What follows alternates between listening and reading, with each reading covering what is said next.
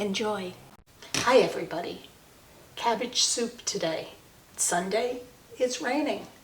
Why not soup again? We're going to be making a traditional Polish soup. Cabbage and potatoes and carrots. But we'll be putting a little different spin on it with the flavors that we use. And those flavors will be garlic, red and green peppers, some extra celery, and at the very end I'll be putting in some red tomatoes and some tomatillos. If you haven't used these, this is a very interesting flavor. It's kind of like a lemony tomato, and I want it to stay intact, so we're saving it till the very end where it could just combine with the hot soup and add its flavor to the whole mixture. Now, the spices, 2 bay leaves, lots of thyme. I have cloves that I'll be adding, and allspice. So I have about 3 cloves here. I have small 7 little allspice balls, a small bit of black pepper, and I'm going to be putting that into my tea ball, just because I don't want to have to worry about all of the peppercorns and all of the sharp things getting caught up in somebody's mouth. You don't want to create a choking hazard. So I'm going to put all of these things into my tea ball, and when we start to make the soup, I'll show you how I put this into the infusion.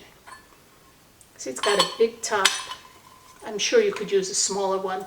I don't have a smaller one. I've tied some string around it. So let's get started. As always, we'll turn on the stove, put some olive oil in to the pot, and wait till it just gets hot. I'll be adding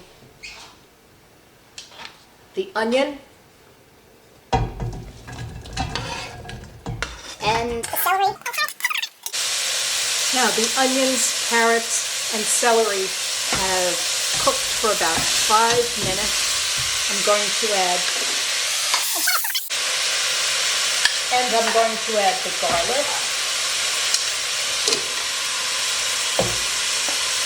and the cabbage.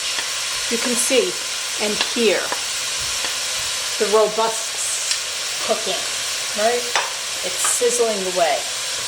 See the cabbage that I've cut? And it's going to cook down in this pot. It's going to be traditionally, this soup is potatoes and cabbage. We're going to prepare the potatoes a little differently though. I'm not a fan of the potatoes, so I'm going to slice these lengthwise. I'm going to put some olive oil on the meat side and then cook them skin side up. I'm going to bake them in the oven for about a half hour. Boy, I wish you could smell this. Absolutely not cabbagey at all. The onion and garlic sort of cut through that cabbage smell. I'm going to saute this just until the cabbage starts to turn. I'll be adding 1 quart of Kirkland stock, and I will be adding 1/4 of water. I'm also going to be adding a can of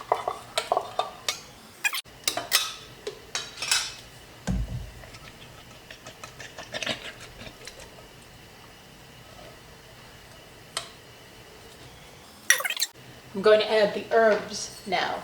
Remember, I put all of the sharp things, the cloves, the peppercorns, allspice, and 2 bay leaves.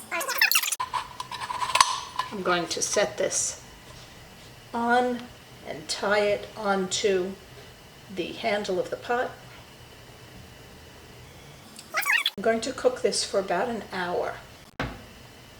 Be careful not to let the tie-on string get caught. That's really all there is to it. Lower the heat, come back in an hour.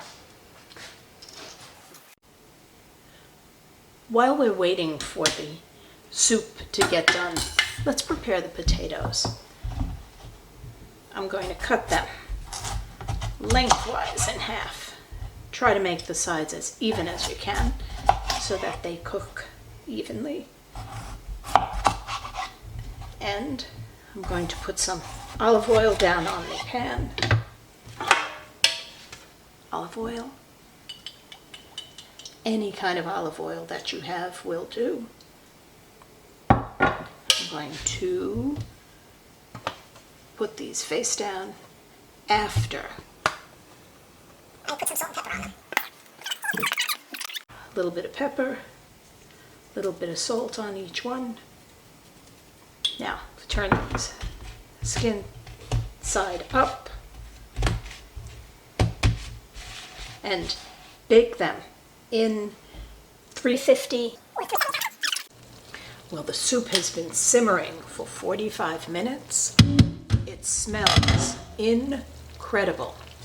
I'm going to add the tomatillos and the tomatoes and let the juice from the tomatoes and the tomatillos come out and add to the soup.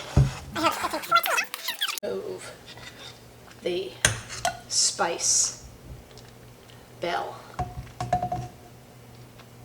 Boy, you could smell all of these wonderful things. Well worth it. There we go. And while the soup was simmering, the potatoes baked for 45 minutes, and they have exactly the right color and texture that I want. So I'm going to give the soup another stir. Put the cover on. Now here it is. It's been 20 minutes since I added the tomatillos and the tomatoes, and just look at them. We're going to plate it. How gorgeous. The cabbage has let off all of its liquid. The carrots are still bright. The tomatoes and tomatillos and diced tomatoes that we've added are still crisp. Now, I sliced one of the potatoes into small dice, and I'm going to put them on top as if they were croutons. Just take a look at this. Holy cow, what a